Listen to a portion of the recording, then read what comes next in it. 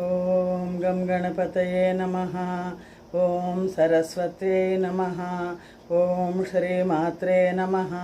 శుక్లాంబరధరం విష్ణుం శశివర్ణం చతుర్భుజం ప్రసన్నవదనం ధ్యాయేత్ సర్వవిఘ్నోపశాంతయే. రామాయ రామభద్రాయ రామచంద్రాయ వేధసే రఘునాథాయ నాథాయ సీతాయాం పతయే నమః. శ్రీమద్ రామాయణం వాల్మీకి రామాయణం పుల్లల శ్రీరామచంద్రుడు గారు తెలుగు చేసింది. 7వ బాలకాండం 7వ సర్గం చదువుతున్నాను. దశరథుని అమాత్యుల గుణనీత్యాదుల వర్ణనం.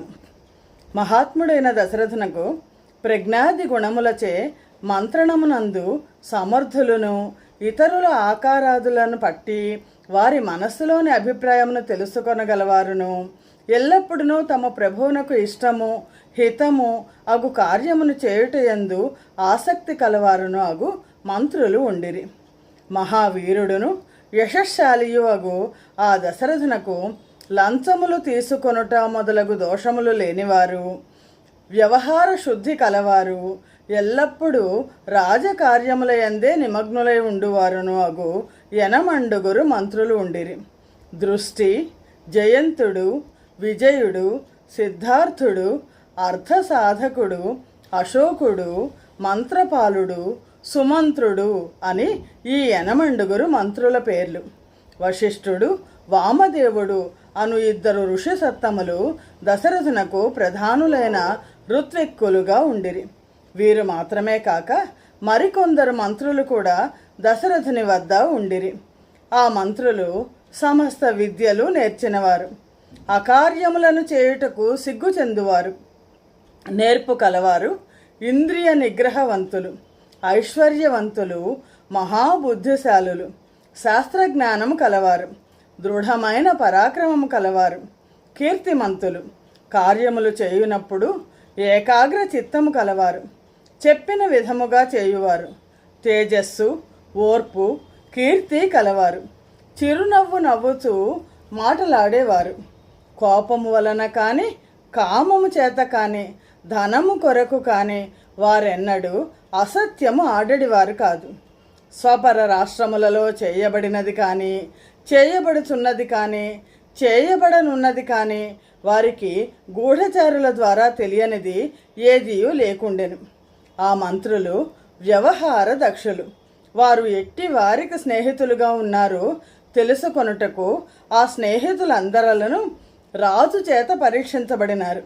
ఆ మంత్రులు తమ కుమారులకు కూడా ఆవశ్యకమైనప్పుడు సరి అయిన దండనము విధించేవారు. రాజ్య ధనాగారమును నింపుట, సైన్యమును సమకూర్చుట మొదలైన రాజ్య కార్యముల యందు సర్వదా ఆసక్తి చూపెడివారు. అపరాధము చేయనిచో శత్రువునైనా హింసించరు. వారు వీరులు, చెలించని ఉత్సాహము కలవారు, రాజశాస్త్ర ప్రకారము కార్యములను అనుష్ఠించువారు. దేశములోనున్న సత్పురుషులకు ఎట్టి ఉపద్రవములు కలగకుండా ఎల్లప్పుడూ కాపాడుచుండెడివారు. బ్రాహ్మణ క్షత్రియులకు బాధ కలగకుండా చూచుచూ కోశమును నింపెడివారు. అపరాధి యొక్క బలాబలములను పరీక్షించి తగు విధముగా తీక్షణమైన దండమును విధించెడివారు.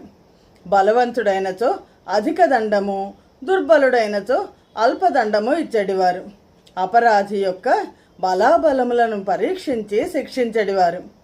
పరిశుద్ధమైన నడవడిక గల ఆ మంత్రులందరూ ఐకమత్యముతో రాజ్య కార్యములను చక్కబెట్టుచుండిరి. నగరములో కానీ రాజ్యములో కానీ ఎచ్చటను అసత్యమాడువాడు ఒక్కడునూ ఉండేడివాడు కాదు. ఆ రాజ్యములో దుష్టుడు కానీ పరభార్యాసక్తుడు కానీ లేకుండెను. ఆ దేశమునందు అంతటను అయోధ్యయందు శాంతి నెలకొని ఉండెను. ఆ మంత్రులందరూ మంచి వస్త్రములు వేషములు ధరించెడివారు, మంచి శీలము కలిగినవారు, నీతి నేత్రములతో సర్వదా మేల్కొని ఉండి రాజు యొక్క హితము కొరకు పాటుపడేవారు. వారు మాతాపిత్రాదులకు పెద్దలలో ఉన్న గుణములను మాత్రమే గ్రహించడివారు. పరాక్రమముచే ప్రసిద్ధులు.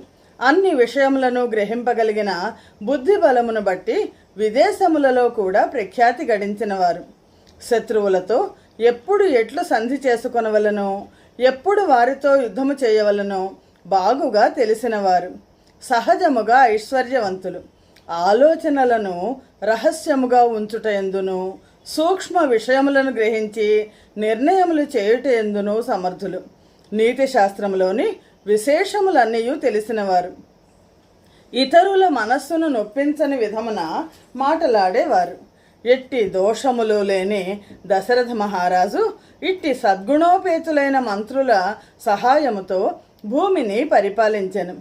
ఔదార్యవంతుడనియు ప్రతిజ్ఞను నిలుపుకొనువాడనియు 3 లోకములలో ప్రసిద్ధిగాంచిన పురుషశ్రేష్ఠుడైన దశరథుడు రాజ్యములోని విషయములన్నింటినీ గూఢచారుల ద్వారా తెలుసుకొనుచు ప్రజలను ఆనందింపచేసి వారిని రక్షించుచు అధర్మములను తొలగించుచు భూమినంతయు ధర్మముతో పరిపాలించెను.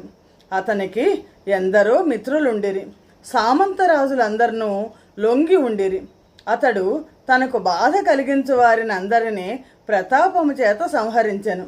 అందుచే అతనిని మించినవాడు కానీ అతనితో సమానుడు కానీ ఆయన శత్రు ఒక్కడూ లేకుండెను. దేవేంద్రుడు స్వర్గమును పాలించినట్లు అతడు ఈ జగత్తునంతయు పాలించెను. ఆలోచనల ఎందును రాజునకు మేలు చేయుట ఎందును ఆసక్తి గలవారును అనురక్తులను సమర్థులను నేర్పు గలవారును అగు ఆ మంత్రులతో కూడి దశరథ మహారాజు తేజో రూపములైన కిరణములతో కూడిన ఉదయించుచున్న సూర్యుని వలె ప్రకాశించెను. శ్రీమద్ రామాయణం నందలి బాలకాండలోని 7వ సర్గము సమాప్తము. ఓం శ్రీరామాయ నమః. శ్రీమద్ రామాయణంలోని బాలకాండలోని 8వ సర్గము. సంతానోత్పత్తికై దశరథుడు అశ్వమేధ యాగము చేయ సంకల్పించుట. ఇట్టి ప్రభావము కల ధర్మజ్ఞుడైన మహానుభావుడైన ఆ దశరథునకు చాలా కాలం వరకును వంశమును నిలబెట్టు కుమారుడు కలుగలేదు. పుత్రులు జనించలేదని చింతించుతున్న ఆ మహాత్ముని మనస్సులో నేను సుతులను పొందుటకై అశ్వమేధ యాగము చేయవచ్చును కదా అని అభిప్రాయము కలిగెను.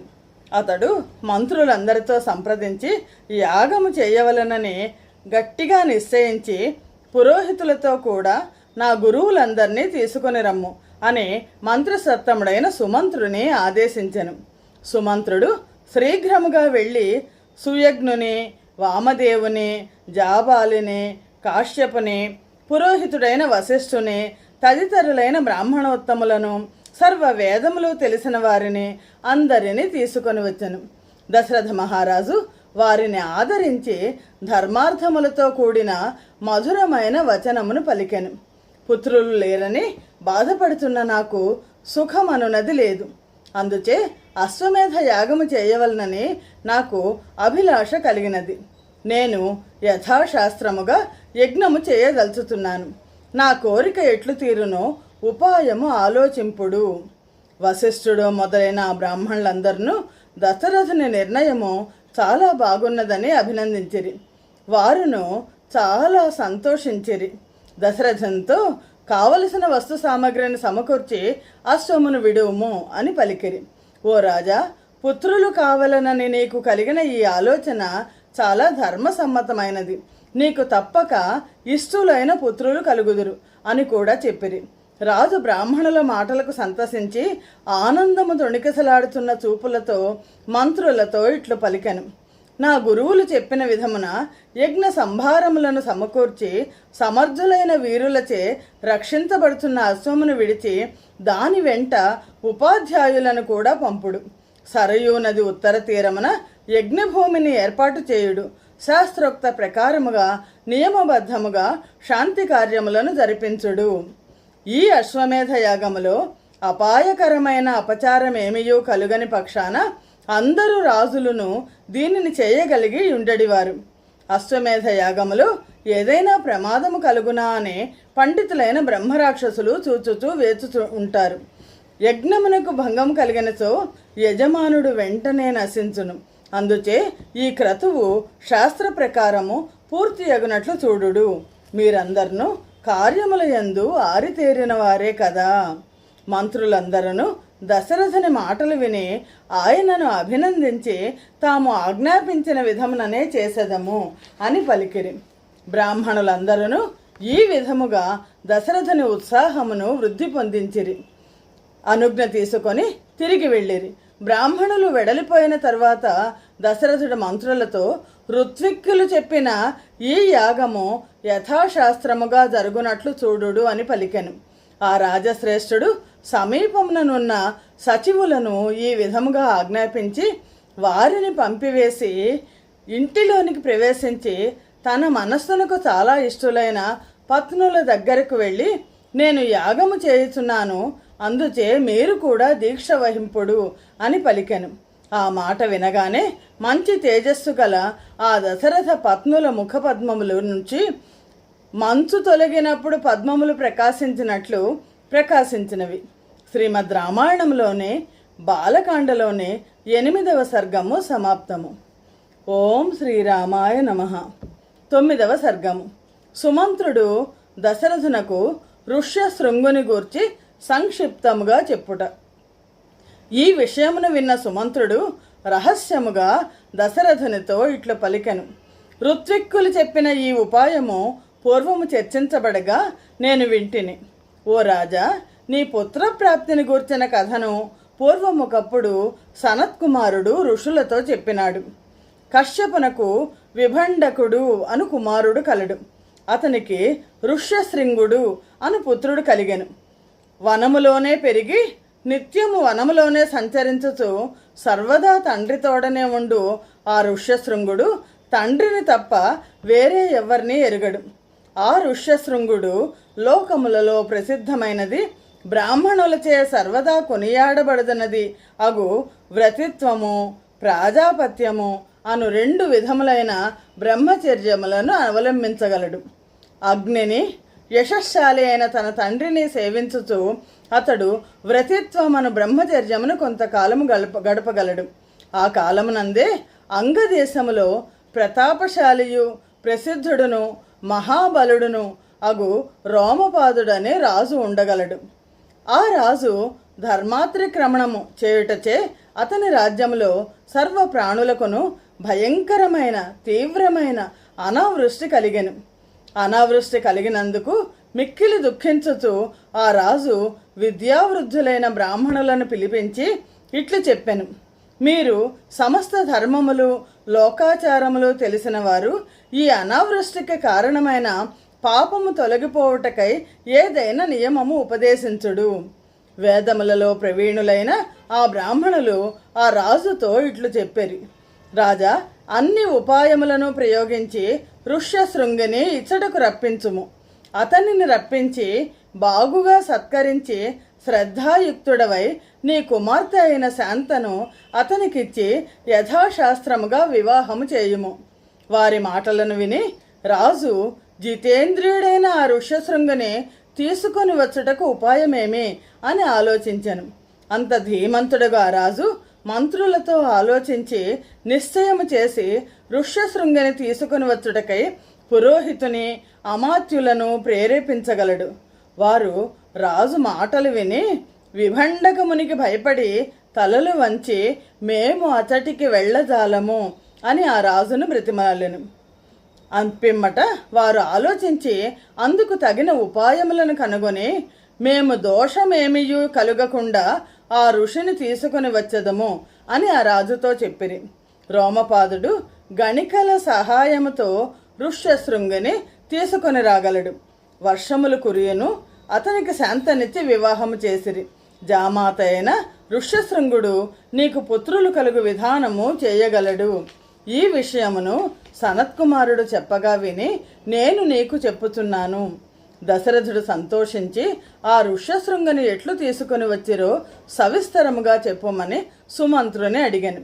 శ్రీమద్ రామాయణమునందలి బాలకాండలోని 9వ సర్గము సమాప్తము. ఓం శ్రీరామాయ నమః.